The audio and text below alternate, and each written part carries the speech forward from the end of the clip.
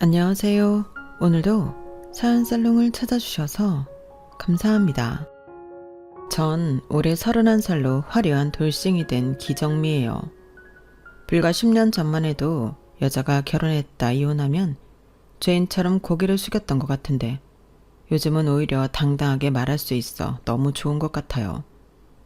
특히 저처럼 못난 남편 만나 결혼 생활을 더 이상 유지할 수 없다고 판단한 경우에는 더더욱요. 예전에 TV에서 연예인들이 이혼하면서 성격 차이라고 말했을 땐 성격이야 맞춰가면 되는 거지. 다른 이유가 있을 거야. 라고 친구들과 이야기한 적이 있었는데요.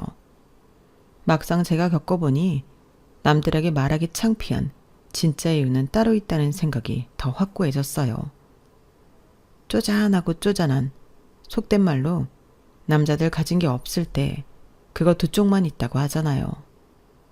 정말 그거 믿고 자신감이 하늘을 찌르던 속빈 강정이라고 친구들에게 까발리는 순간 누워서 침 뱉기니까요. 내가 선택했으니 결국 내 눈도 딱 그만큼이라는 거 인정하는 건 사실 쉬운 건 아닌 것 같아요. 하지만 용기 내 고백하고 이젠 청산하려고요. 그래도 한방 시원하게 비곁을 날렸으니 누워서 침 뱉기라도 저만 알기 좀 아쉽다고 할까요? 물론 친구들에게도 다 말했더니 그 상황 직접 눈으로 못 본 게 아쉽다며 박장대소 하더라고요. 진짜 그런지 한번 들어주실래요? 어릴 때 저희 집은 평범했지만 지금 돌이켜보면 그때는 조금 힘들었던 것 같아요.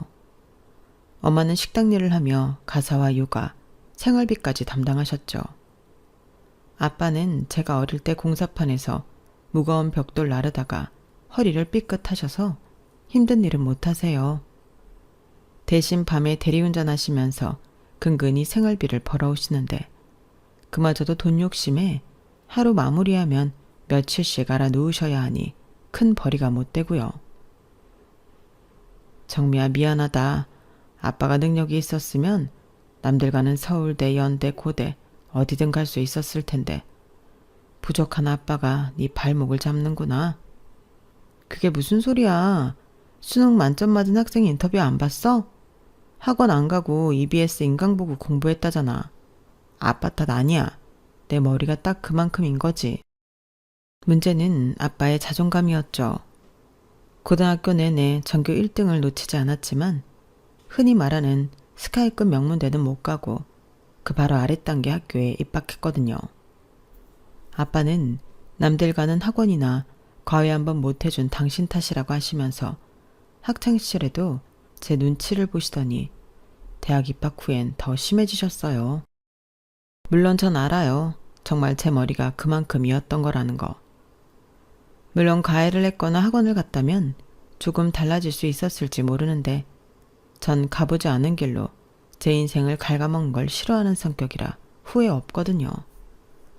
최선을 다했고 결과에 순응하니까요. 하지만 그런 아빠를 보면 항상 마음이 아팠어요. 당신이 가진 것 중 항상 제일 좋은 걸 자식에게 양보하고 평생 노력하셨는데 그만큼 따라오지 못하는 돈 때문에 이렇게 위축되는 게 마음 아팠던 거죠. 그래서 그럴까? 대학교 MT에서 만난 동갑내기 지금의 남편이 멋있게 느껴졌어요. 대학교 신입생이면 다들 어리버리해서 선배가 시키는 대로도 사실 잘 못하는 경우가 많은데요. 남편은 달랐거든요. 선배님, 안주에는 국물 요리를 별도로 시키는 것보다 중간중간 사발면을 하나씩 놓으면 좋을 것 같아요.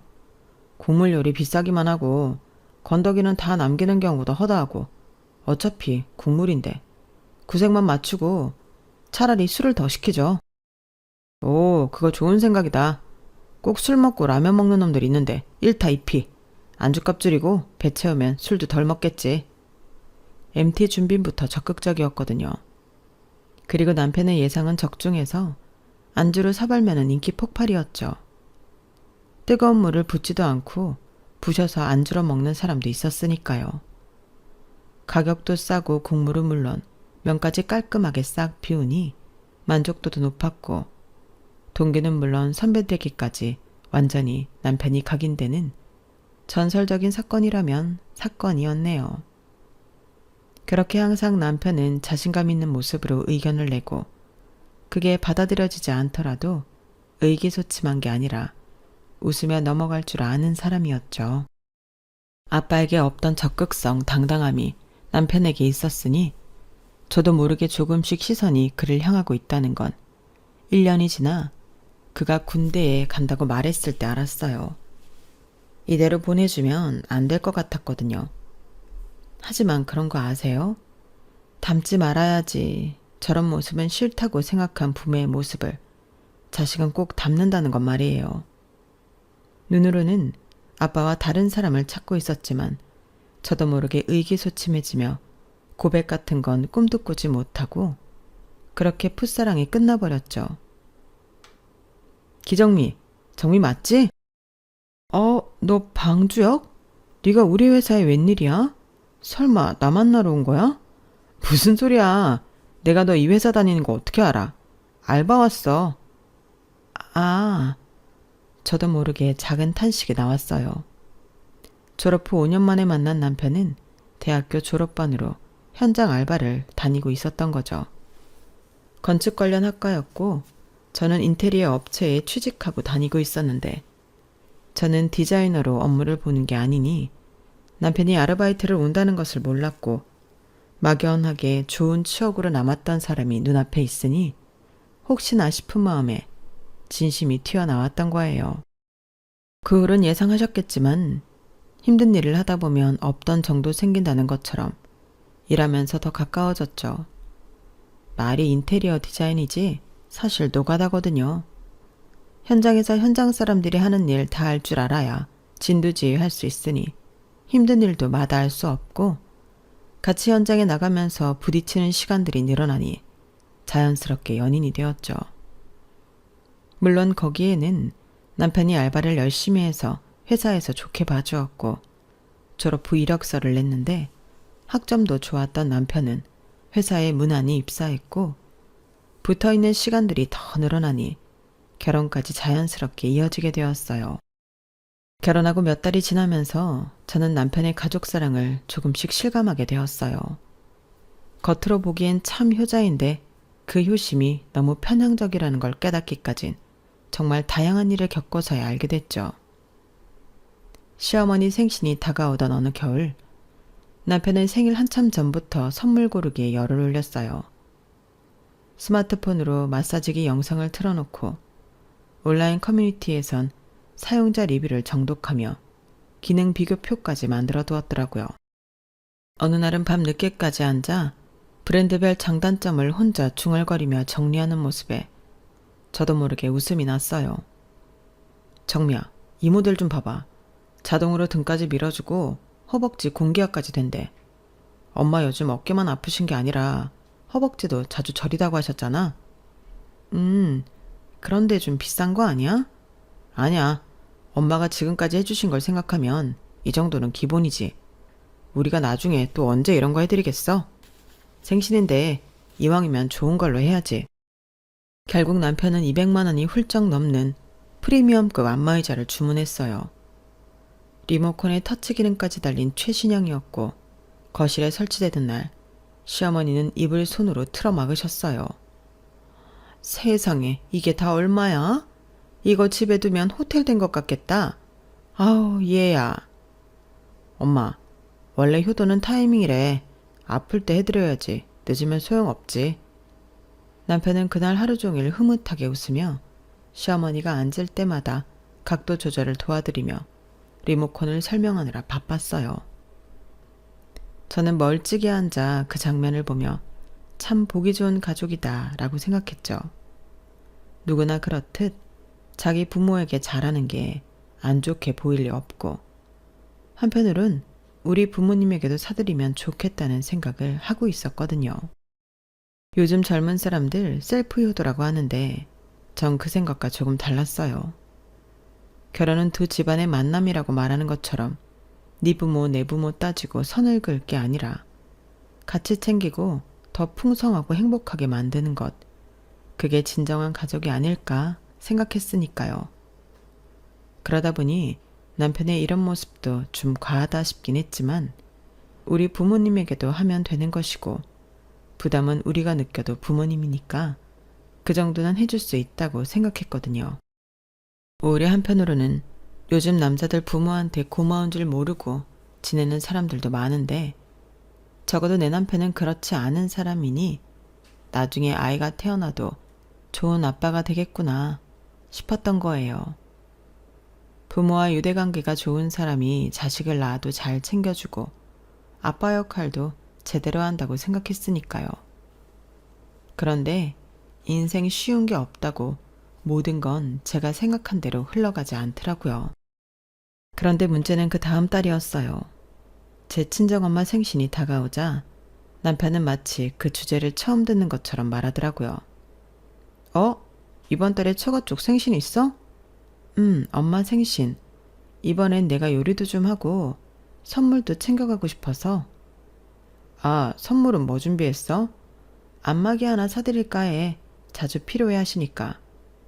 그러자 남편이 갑자기 고개를 갸웃하더니 말했죠. 근데 너무 큰 건 하지 말자. 그냥 50만 원 안 넘는 어깨 주무르는 정도? 요즘은 작은 것도 잘 나오더라.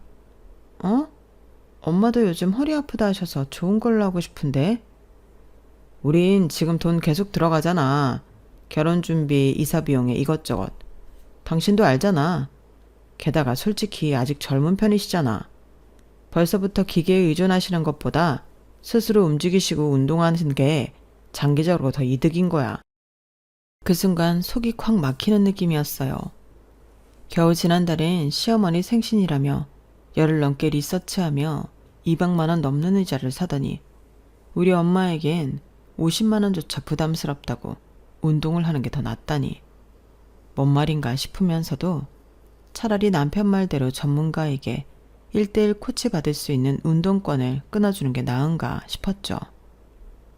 뭐라고? 100만 원 결제했다고? 지난번 엄마 안마의자 할부도 계속 나가는데 뭐 하는데 그렇게 큰 돈을 쓴 거야? 당신 말대로 안마기 사드리는 것보다 PT 끊어주는 게 나을 것 같아서 우선 3달만 해보시라고 끊어드렸는데 왜? 내가 뭐 잘못했어? 남편이 말한 대로 했으니 더 이상 말은 하지 못하는데 인상을 찌푸리며 한숨을 쉬더라고요. 예상 못했겠죠. 그런데 전 손해보는 건 싫어하는 성격이었어요. 학창시절에도 뭔가 불합리하다고 생각하면 선생님한테 맞더라도 끝까지 안 하는 성향이 있었기에 선생님들이 두 손 두 발 다 들 정도였으니까요. 물론 지금 돌이켜보면 그게 무슨 일이었는지 뚜렷하게 기억이 나지 않는 걸로 봐서 별거 아니었고 제가 그렇게 생각하면 뜻을 굽히지 않고 오히려 버티거나 반격을 가하는 성격이었던 것만은 알 수 있었네요. 나이가 들어서 그 부분이 조금 부드러워졌을 순 있지만 그 성격 어디 가겠어요. 그러든지 말든지 네가 그런 노선을 보인다면 나도 가만히 있지 않겠다는 일종의 선전포고 같은 거였기에 내심 통쾌했네요. 그런데 그런 차이는 선물에만 그치지 않았어요. 명절만 되면 더 확실하게 드러났거든요. 시댁 명절은 정말이지 소문난 한상이 차려졌어요. 고기만 해도 한우가 기본이고 전복, 해산물, 각종 전 종류는 물론이고 명절 때마다 남편은 한우 정육 세트를 꼭 따로 포장해서 들고 갔어요. 술은 꼭 아버지가 좋아하는 양주를 준비하고 명절 용돈은 각자 50만 원씩 상품권으로 담아 정갈하게 봉투에 넣어드렸죠. 그런데 우리 친정엔 어땠는지 아세요? 마트에서 파는 세일 과일 박스 하나 사서 갔어요. 아빠가 수박 좋아하신다니까 남편이 황당한 표정을 지었죠. 겨울에 무슨 수박이야. 값도 비싸고 맛도 없을걸? 그냥 귤이나 사. 박스째로 팔잖아. 그래? 그럼 둘 다 사자. 어차피 우리도 먹어야 하니까.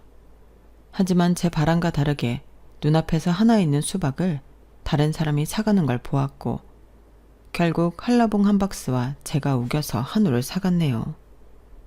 이런 정황을 알리 없던 저희 부모님은 뭘 이런 걸 사오냐며 저희 먹으라고 도리어 싸주시는데 제 속은 문드러지더라고요. 이래서 친정과 시댁이 다르다고 하는 건가? 싶은 마음이 들었으니까요. 그런데 문제는 그 다음이었어요. 친정에 가니까 아빠가 무릎에 붕대를 감고 계셨는데 평소 무릎이 좋지 못하셨던 터라 또 아프신 것 같아 마음이 안 좋더라고요. 아버님, 괜찮으세요? 어디 진료는 받으셨고요? 그냥 삐끗한 것 같아. 동네 정형외과 가서 약이랑 파스 받았어. 며칠 쉬면 괜찮아지겠지. 이럴 땐 큰 병원 가셔야죠. 요즘 동네 병원은 대충 넘어가는 경우 많대요. 저희 아버지도 비슷했는데 경희대병원 다녀오셨어요. 정확히 MRI 찍고 나니까 염증이 많다고 하시면서 동네와 다르게 정확하게 치료해 주시더라고요. 그래 아빠, 나이 들수록 건강이 최곤데 아빠 무릎 아픈 지 오래됐잖아. 한번 제대로 진료 받아봐. 어? 그래도 난 아직 걸어다닐만 하니까 걱정 마. 나보다 어르신들도 다 멀쩡하게 다니시더만. 아빠의 마음을 모르는 것도 아니었어요.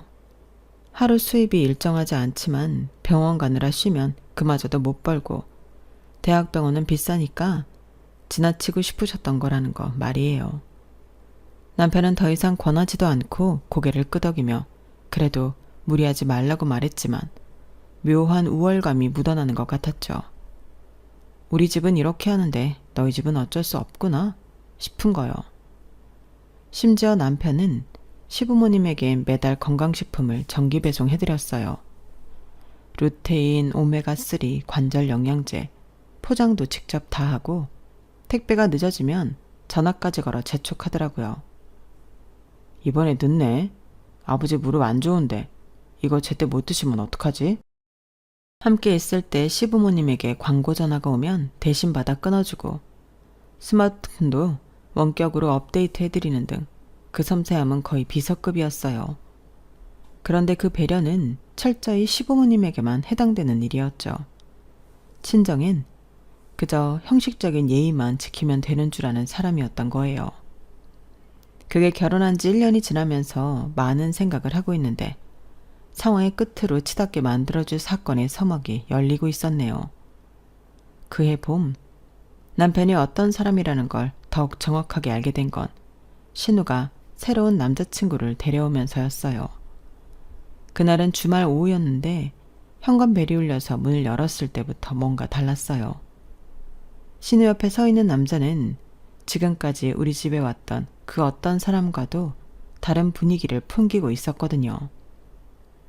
깔끔하게 다림질된 네이비 정장에 반짝이는 명품 시계, 그리고 대문 앞에 세워진 새하얀 고급 승용차까지 마치 드라마에서나 볼 법한 분위기를 풍기는 남자가 신우와 함께 서 있는 거였어요. 안녕하세요. 저는 김민수라고 합니다. 지은이한테 좋으신 분들이라고 정말 많이 들었어요. 신우 남자친구는 정중하게 인사를 하며 양손으로 정성스럽게 포장된 선물을 건네더라고요. 명품 과자 세트에 고급 와인까지. 처음 만나는 사람이 이 정도로 준비할 줄은 몰랐기에 놀랐는데 더 놀라운 건 그의 직업이었네요. 벤처 투자회사의 스타트업 분석가로 정중하게 건넨 명함을 받아든 남편의 눈이 휘둥그레지는 게 보였어요. 그 회사 이름을 보자마자 남편의 표정이 180도 달라졌거든요. 마치 연예인이라도 만난 것처럼 말이에요. 아, 이 회사 알아요. 여기 정말 큰 회사잖아요. 최근에 뉴스에도 나오고. 아, 그쵸. 근데 저는 그냥 회사원이에요. 별거 아니고요. 신우 남자친구는 겸손하게 웃었지만 남편은 계속 그 명함을 들여다보며 감탄을 금치 못했어요. 평소 과묵하던 남편이 갑자기 말이 많아지더니 신우 남자친구에게 이것저것 질문을 쏟아내기 시작했거든요. 그날 저녁 식사 자리는 정말 볼거리였어요. 남편은 완전히 다른 사람이 되어 있었거든요. 시장 상황이며 투자 동향이며 마치 자신도 그 분야 전문가라도 되는 양 아는 척을 하는 모습이 민망할 정도였어요. 심지어 평소 관심도 없던 경제 뉴스까지 언급하며 대화를 이어가려고 애쓰더라고요. 민수씨, 요즘 AI 관련 투자가 정말 핫하다고 하던데요. 어떻게 보세요? 아, 네, 맞습니다. 저희 회사도 관련 기업들 많이 보고 있고요. 형님도 건축 관련해서 뭔가 사업 아이템 있으시면 언제든지 말씀해 주세요. 그때 남편의 표정을 보면서 정말 어이가 없었어요. 평소 안정적인 직장이 최고라며 창업 같은 건 위험하다고 했던 사람이 갑자기 눈을 반짝이며 대답하더라고요. 아, 그런가요? 사실 저도 언젠가는 독립해서 뭔가 해보고 싶긴 한데 요즘 건축 분야도 IT와 접목할 부분이 많잖아요. 저는 그 순간 남편을 다시 보게 됐어요. 이 사람이 이렇게 허영심이 강한 사람이었나 싶을 정도로 신우 남자친구 앞에서 이상하게 변하게 되더라고요. 그 허세와 이상한 자신감이 어찌나 어색하던지 나중에 잠들면서 창피해서 이불킥하고 싶겠다 싶을 정도였죠. 그런데 정말 놀라운 건 그 다음이었어요. 식사를 마치고 차를 마시면서 신우가 폭탄 선언을 했거든요. 사실 그냥 남자친구라고 소개시켜주는 거 아니야. 나 이 사람이랑 결혼할 거야. 지훈이 말대로 저희 결혼하려고요. 부모님들한테 인사 가기 전 지훈이가 오빠한테 먼저 보여주고 싶다고 해서 인사드리러 왔어요. 와, 진짜 축하해. 나야 민수씨 같은 사람이 내 동생하고 결혼한다면 양팔 벌려 환영이죠. 안 그래 자기야? 저한테 물었지만 대답을 들을 생각이 없었던 남편은 빠르게 다음 말로 이어가더라고요. 결혼은 언제쯤 할 생각인지 살집을 봐두긴 했는지 등등. 가족애가 남다른 건 부모님뿐만이 아니었나 싶을 정도로 과한 관심을 주더라고요. 그게 끝이 아니었죠. 신우와 신우 남자친구가 집으로 돌아가자 완전히 흥분된 상태를 숨기지 못하더라고요. 그리곤 무언가 깨달았다는 것처럼 말하기 시작했죠. 역시 우리 가족은 뭔가 다르지 않나? 지훈이 봐. 자기 일 정말 똑부러지게 하잖아. 삼성이 대기업이라 잘 나간다는 거 다 옛말이지. 시대가 변해서 진짜 좋은 회사는 따로 있으니까. 어디서 저런 물건을 골라왔는지 정말 대단한 거 아니야? 그래도 3개월 만났다는데 섣부르게 결혼한다는 거 아닌지 좀 걱정돼. 좋은 사람 같긴 한데 1년 정도 연애하다 결혼해도 될 텐데. 부러우면 부럽다고 말해. 처제는 만나는 사람도 없고 선머스마처럼 다니니까 걱정돼서 그러는 거지? 그래도 그렇지. 좋은 건 좋다. 축하할 건 축하한다. 솔직하게 말해야지. 내 동생이면 당신 동생이기도 한 거야. 안 그래? 그래? 당신 동생이 내 동생이면 내 동생도 당신 동생 아니야? 그런데 내 동생한테 그런 말을 해? 내 동생이 뭐가 어때서? 뭐야, 왜 갑자기 발끈하고 그래? 봐봐, 자격지심이라니깐. 역시 우리 가족은 뭔가 사람 보는 눈이 있어. 평범한 사람들과는 다른 품격이라고 해야 하나? 당신 자부심 가져도 좋아. 당신도 지훈이 봐서 알겠지만 지훈이도 나도 눈이 높아서 아무나 안 만나니까. 저는 그런 남편을 보면서 점점 불쾌해지기 시작했어요. 신우 남친 하나 때문에 갑자기 자신의 가족이 특별한 집안이라도 된 양 착각하고 있는 것 같았으니까요. 그런데 거기서 끝이 아니더라고요. 그 후로 남편의 태도는 완전히 바뀌면서 신우 결혼 얘기만 나오면 자랑스러워하며 회사 동료들에게까지 예비 처남 자랑을 하고 다녔다고 하더라고요. 우리 예비 처남이 벤처투자회사에서 일한다고 하니까 다들 부러워하더라고. 어떻게든 엮였으면 하는 그 눈빛들 있지. 하여간 다들 잘 나가는 사람만 보면 어떻게든 엮어서 자신들의 레벨 좀 높이려고 하는 거지. 급이 다른데 말이야. 그런데 한 달이 채 지나지 않아 완전히 예상치 못한 반전이 일어났어요. 신우가 아니라 제 동생에게서 청첩장이 날아왔거든요. 동생은 전화로 담담하게 말했어요. 5년 넘게 사귄 남자친구와 결혼하기로 했다고요. 이미 모든 준비가 끝났다고 말했는데 상대방은 7급 공무원이었고 부모님이 일찍 돌아가셔서 인사드릴 분도 없어서 절차가 간단하다고 했어요. 언니 미안해. 갑자기 통보하는 것 같아서.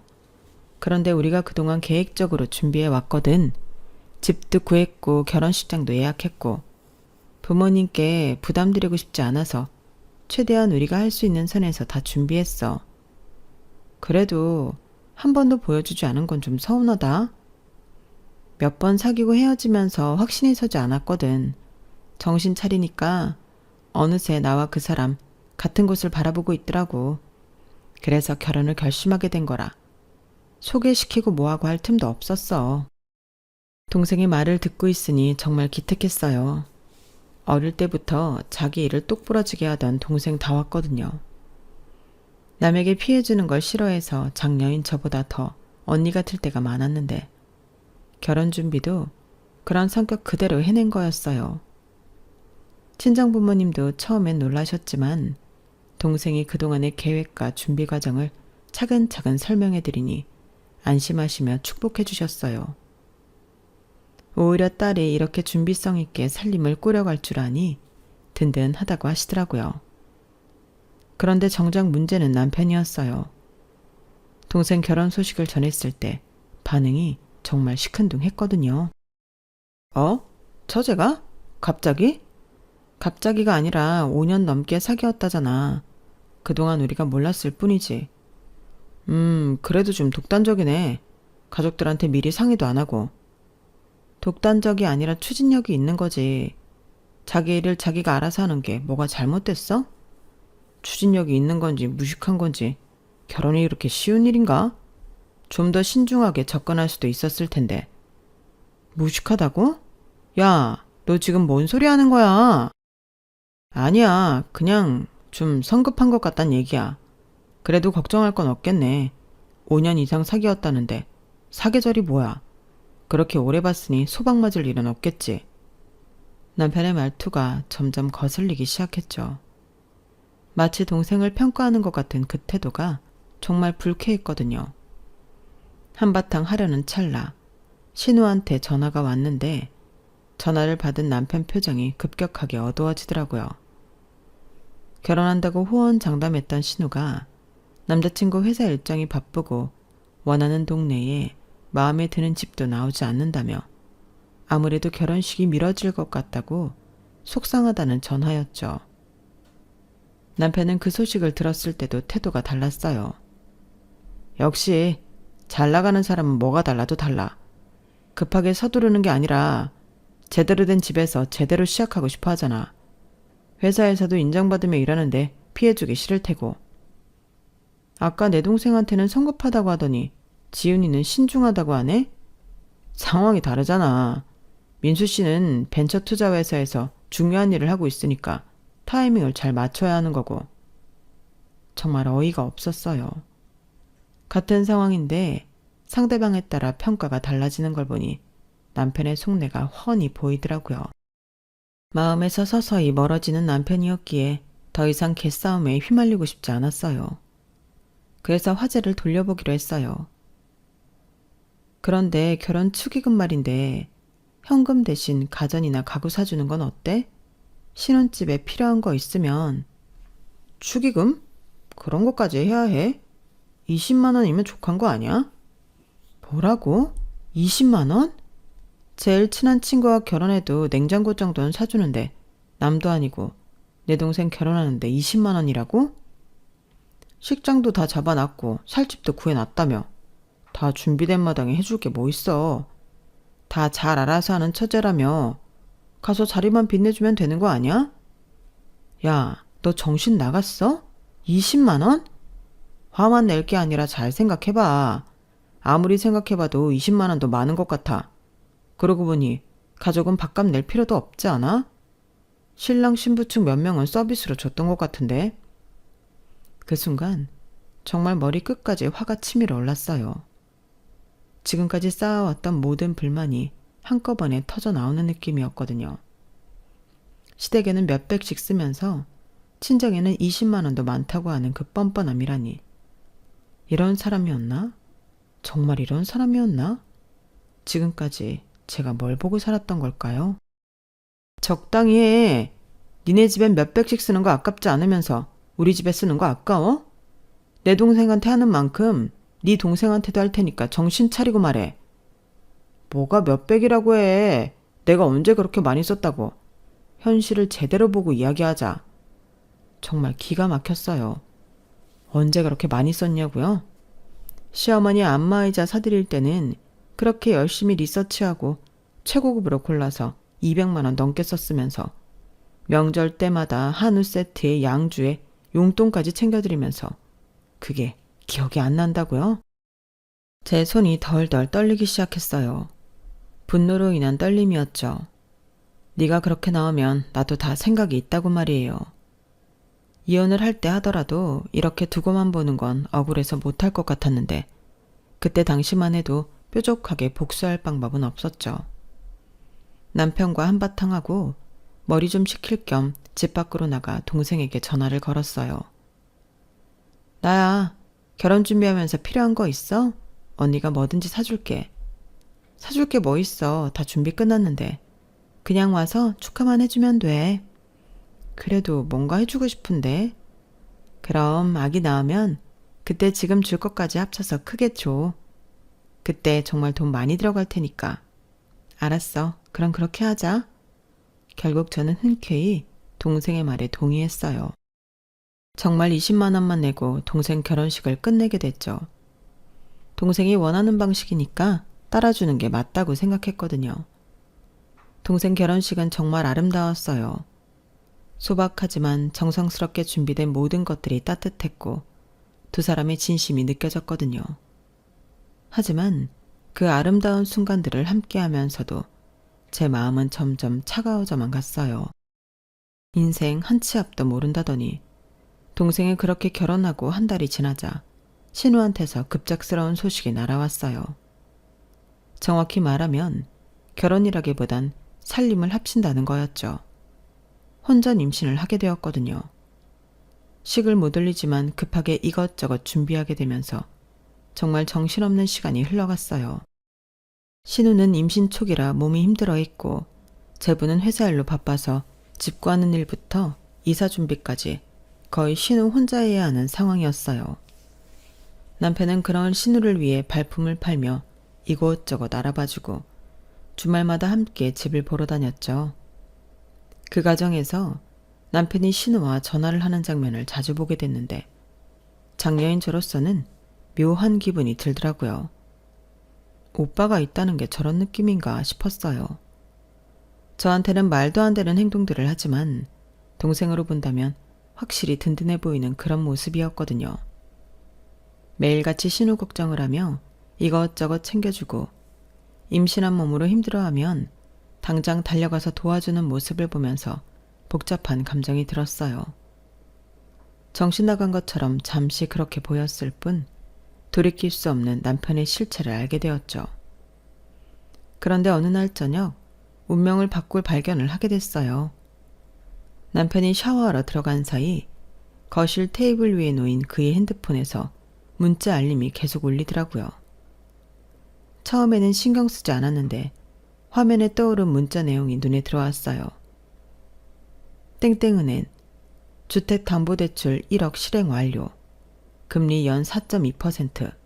상환 계획서는 1억 대출이라는 말에 정말 깜짝 놀랐어요. 1억을 대출받았다고요? 언제? 왜?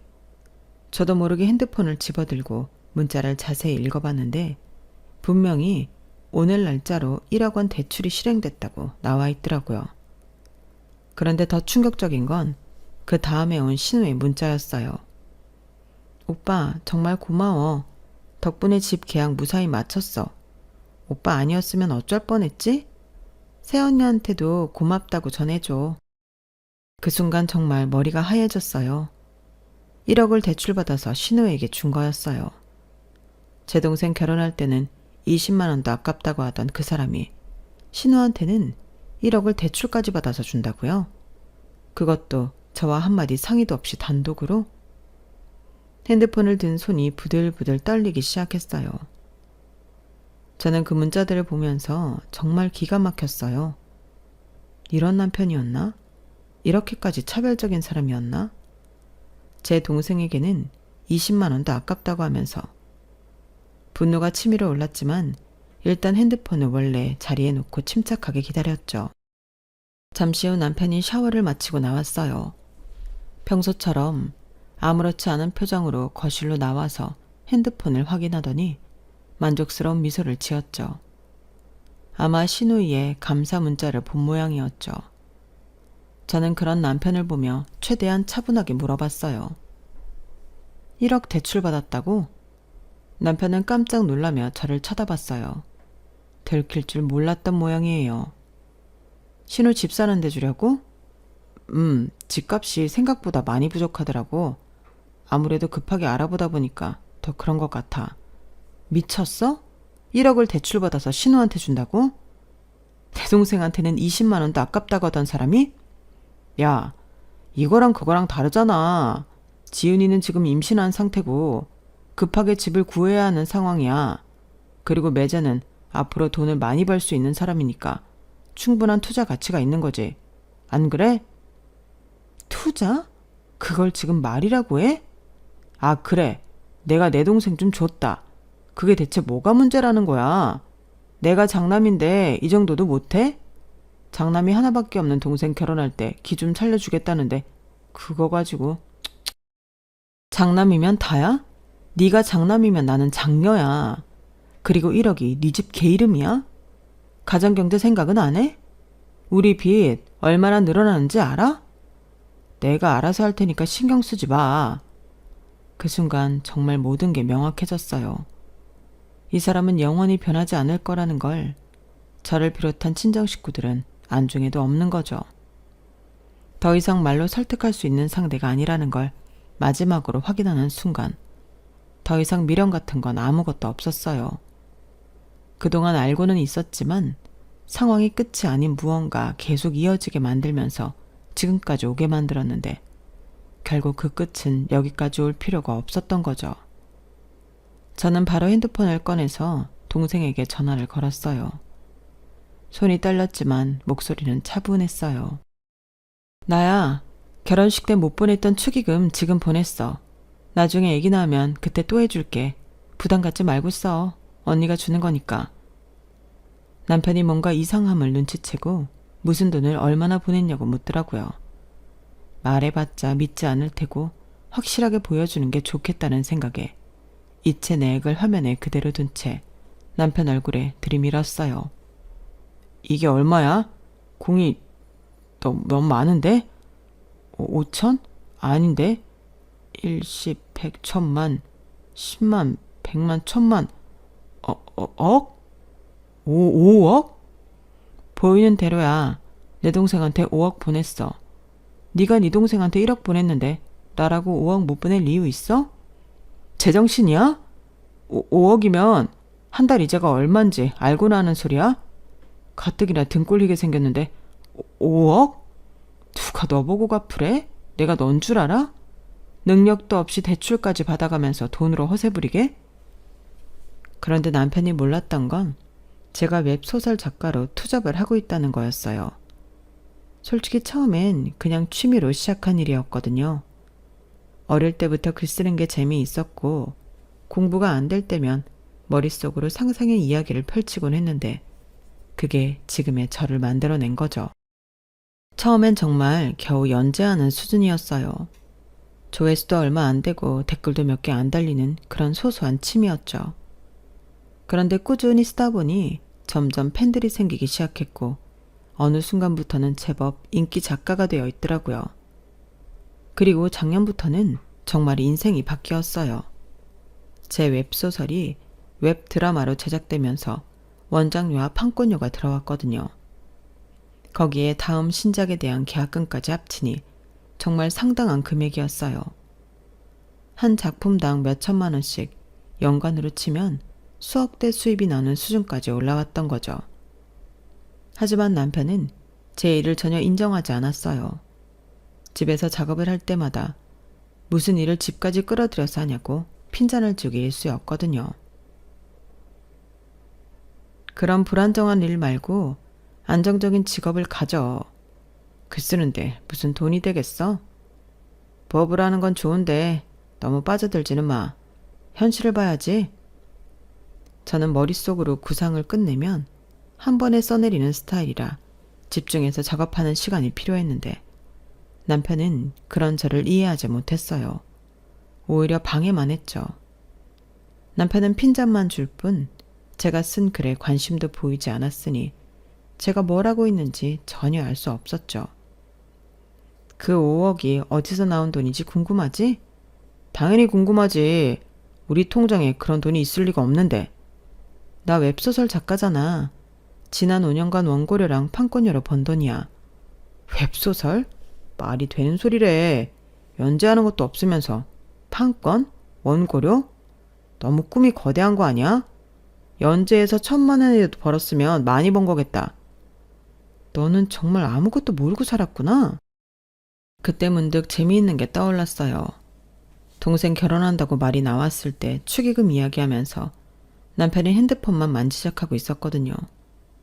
저랑 대화할 필요가 없다는 듯 귀찮아하면서 핸드폰으로 무슨 글을 읽고 있더라고요. 무슨 글이길래 사람을 앞에 두고 무시하면서 보나 싶었는데 익숙한 문구가 눈에 들어오는 거예요. 맞아요. 제가 쓴 웹소설을 남편이 읽고 있었던 거죠.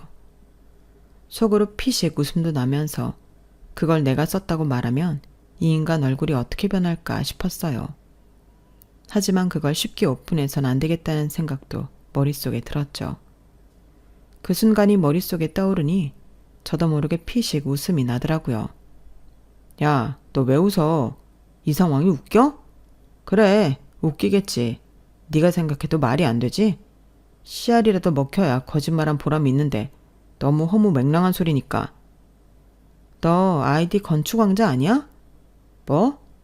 무슨 아이디? 유치하게 누가 그런 걸 아이디로 한다고. 그래? 다행이네. 내 독자 중에 건축왕자라고 있는데 하도 유치한 댓글을 달아서 혹시 넌가 했거든. 아니라니 다행이네. 작가님 글 정말 대박이에요. 매일 기다리고 있어요. 주 2회 연재하면 안 돼요? 여주인공 너무 멋있네요.